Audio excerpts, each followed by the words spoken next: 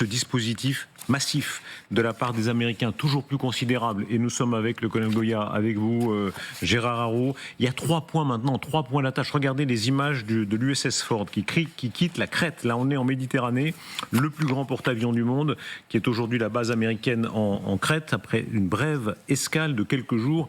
Et il y a 3 points maintenant qui tiennent en tenaille la République islamique d'Iran, en Méditerranée, ce porte-avions, en mer d'Arabie, le Lincoln, et la base de Diego Garcia. On a là un dispositif complet. Oui, on pourrait ajouter même une quatrième base, qui sont les points américains dans les pays arabes, en particulier en Jordanie notamment. Et donc vous avez un dispositif qui est effectivement très large, qu'on peut globalement séparer en deux.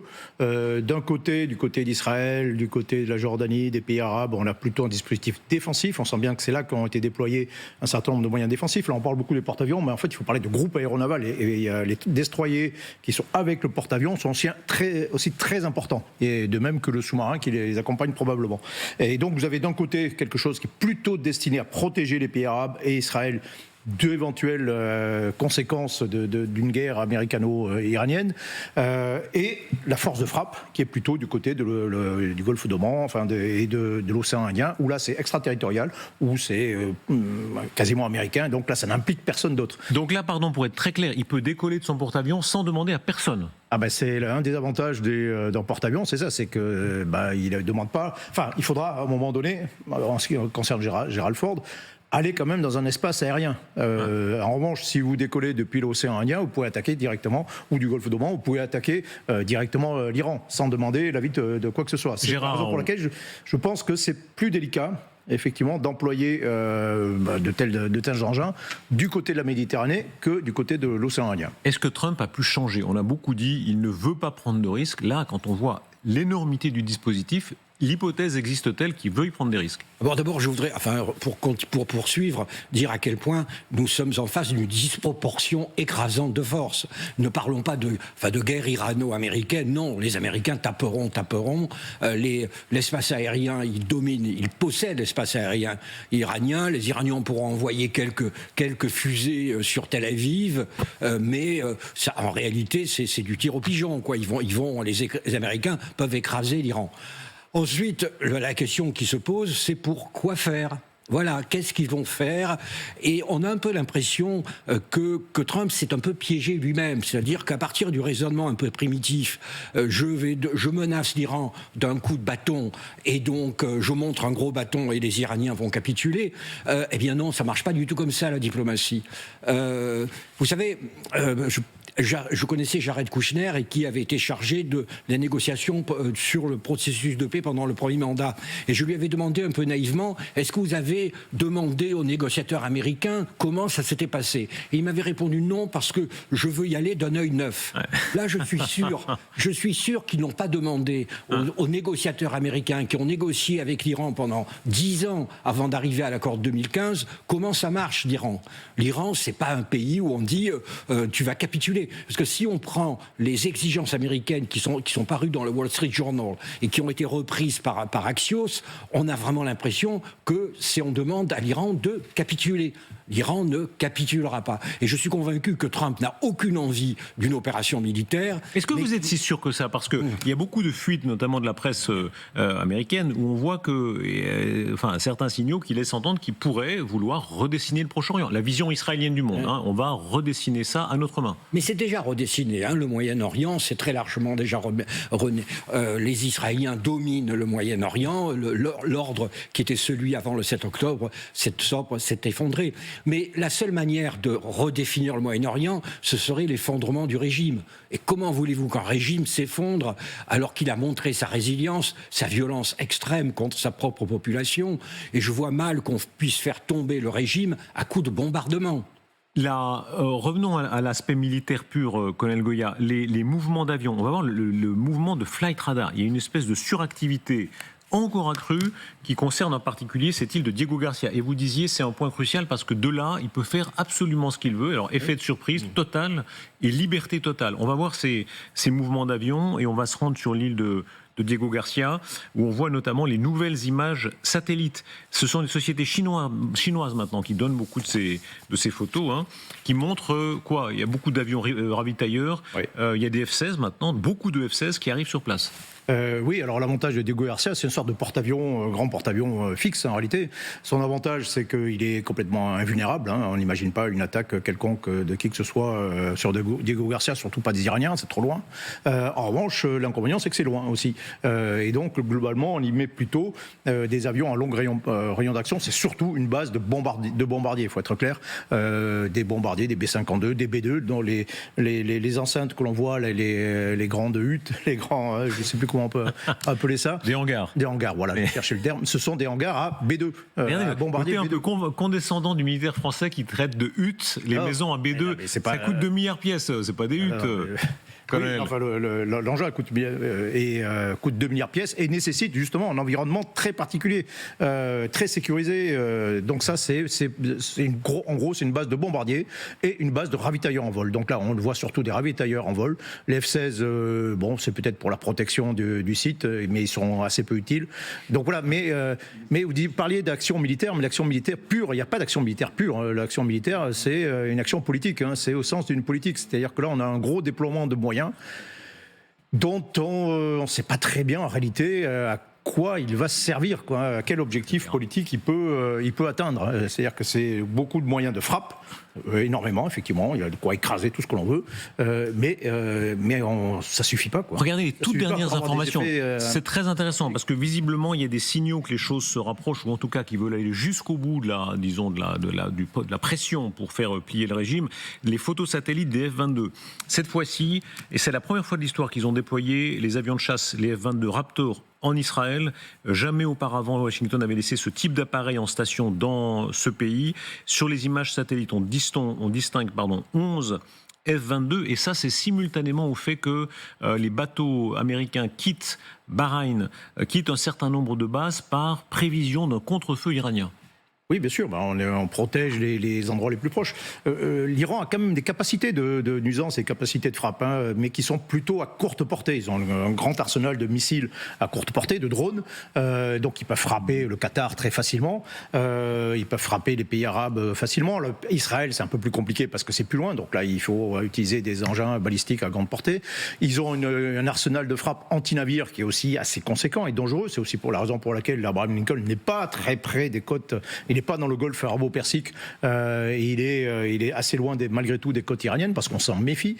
Et donc, en gros, on préserve les abords, on préserve les pays arabes en se disant, ben voilà, on va éviter que le Qatar soit attaqué éventuellement. Et donc, on évacue tout ce qui est proche. Le parti de la guerre parle, Gérard Araud, Graham, Lindsey Graham. Ce régime, il parle du régime iranien évidemment, est composé de fanatiques religieux qui soutiennent le terrorisme. Il a tué plus de 30 000 de ses concitoyens. Je me fiche éperdument des efforts déployés pour sauver la face de ce régime. Je souhaite que le peuple iranien change de régime. Il est grand temps. Déclaration de Graham, déclaration d'un certain nombre de républicains. Tous les néoconservateurs sont de sortie. Israël aussi pousse à fond pour l'intervention. Il y a aussi les néoconservateurs français, hein, vous en avez reçu vous-même. Qui est-ce que vous nommez néoconservateurs parmi ceux qu'on reçoit? C'était M. Bernard-Henri Lévy qui a appelé une fois de plus à bombarder, parce que pour lui, il n'y a pas de problème qu'il n'appelle pas comme solution au bombardement. Donc, on va bombarder l'Iran, on a bombardé l'Irak, on a bombardé la Libye. Hein, donc, lui dit ça peut marcher. Il donne l'exemple de l'Afghanistan en disant qu'au moins, pendant une période en tout cas, on a fait reculer un régime de terreur. Et où est-ce qu'on est aujourd'hui? C'est quand même, c'est encore bien pire qu'au début. Et entre-temps, on a dévasté l'Afghanistan et tué des centaines de milliers d'Afghans. Hein. Non, mais la vraie question, c'est militairement, il y a là-dedans beaucoup de postures, de gesticulations américaines pour effrayer l'Iranien. Bon, les Iraniens ne se font pas d'illusions et donc ils ont déjà dû répartir leurs dirigeants, ils ont enfermé dans les bunkers tout ce qu'ils peuvent protéger, ils ne sont pas naïfs. Donc on a ce côté « je vais y aller » dans l'espoir que l'Iran canne. Alors, d'après ce que j'ai compris, ce matin, il y a eu des négociations entre Iraniens et Américains, avec la médiation de Mascate, enfin de Oman, et le ministre omanais, évidemment, est sorti de la réunion en disant « on a beaucoup progressé ». Mais on va se retrouver dans 2 ou 3 jours. Donc là, la négociation se poursuit. Mais de nouveau, moi, ce qui m'inquiète un petit peu, c'est de ces négociateurs américains, visiblement totalement irréalistes sur ce qu'ils peuvent obtenir des Iraniens. Moi, vous savez, j'ai passé des années à négocier avec les Iraniens. Je les connais à peu près. Et de l'autre côté, à un moment où Trump ne pourra pas ne pas frapper. Vous voyez, arriver à un moment où, avec tous ces moyens, toutes ces gesticulations, avec les Iraniens disant « Ah ben moi je veux, continuons à couper les cheveux en 4, comme ils savent très bien faire. » Gérard Araud, est-ce que nous sous-estimons l'agressivité, bonne ou mauvaise, chacun est juge, je vous dis c'est des néoconservateurs, mais l'agressivité bonne ou mauvaise des Américains, des Israéliens? Quand on regarde les derniers mois, ce qu'ils ont réussi avec l'opération des Beepers contre le Hezbollah, qu'ils ont réussi contre le Hamas, il est vrai au prix de pertes civiles colossales à Gaza, tuer le chef Haniyeh, chef du Hamas, jusqu'à Téhéran. Les Américains aussi ont fait des coups incroyables. En réalité, nous, en Europe, on a toujours tendance à sous-estimer ça. Non, ce qui est intéressant, et à souligner, c'est que vous avez donc un Israël qui a la force, qui est déterminé à l'utiliser, qui l'a utilisé avec un succès remarquable. Politico, pardon, je vous cite, je vous laisse continuer. Selon des sources citées par Politico, une des hypothèses serait que Trump laisse frapper Israël, en tout cas dans un premier temps, pour que les États-Unis se lancent dans une offensive seulement ensuite. Mais vous savez, quand vous faites la guerre pour arriver à une nouvelle situation stratégique, une nouvelle situation politique. Or, la question que nous pouvons nous poser aujourd'hui vis-à-vis d'Israël, c'est mais qu'au va dire Israël? Où est-ce que tu veux? Quel est l'ordre que tu veux construire? Et Israël est incapable de construire un nouvel ordre au Moyen-Orient, parce que construire un nouvel ordre, ça voudrait dire résoudre le problème palestinien. Or, précisément, les Israéliens ne veulent pas résoudre le problème palestinien. Et donc, on est dans une sorte de spirale de violence où la force va appeler la force. Et Israël peut en effet bombarder. Il a déjà bombardé l'Iran pendant 13 jours. Il peut le bombarder, mais... Pour quel résultat, de nouveau? C'est une question un peu naïve, mais à quoi ça sert de taper? Si le régime tombe, est-ce que vous aurez l'air, pardon, là, je vous provoque un peu idiot, c'est-à-dire tous ces spécialistes français qui sur les plateaux disent les uns après les autres, ça marchera pas. Ce régime finira. Tombe, évidemment. Mais juste pour. Pourquoi est-ce que c'est impossible d'après vous? Vous pensez vraiment que ce régime ne peut pas tomber, même si on le bombarde pendant plusieurs jours? Il ne pourra tomber que par la force des Iraniens. Il faut être à peu près clair là-dessus.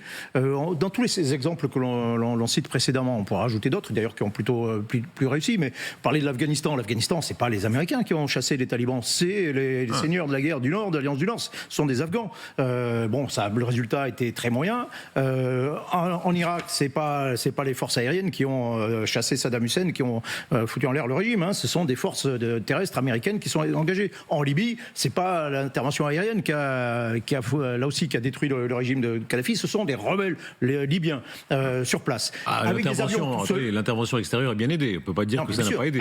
Appuyer, aider, non, mais complètement, bien sûr. Là, c'est le scénario peut-être que ce que Trump a ce soir dans la rébellion armée, j'entends. Ouais. Ils sont où les armes en Iran? Ils sont où les hommes armés qui vont prendre le pouvoir?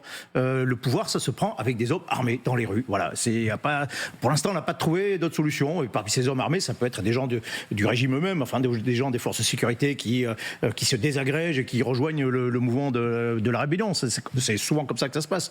Mais pour l'instant, on ne voit pas ça. Donc on peut très clairement, le piège, c'est de lancer une campagne de frappe qui ne débouche sur rien. C'est-à-dire, à partir du moment où les Iraniens disent tant pis, on va faire le gros dos, on va attendre que ça se passe, et puis on attend 1 semaine, 2 semaines, 3 semaines. En 99, l'opération contre la Serbie pour libérer le Kosovo, on va dire comme ça devait durer 1 semaine, et puis au bout d'1 mois, il n'y avait toujours rien. Au bout de 2 mois, il n'y avait toujours rien.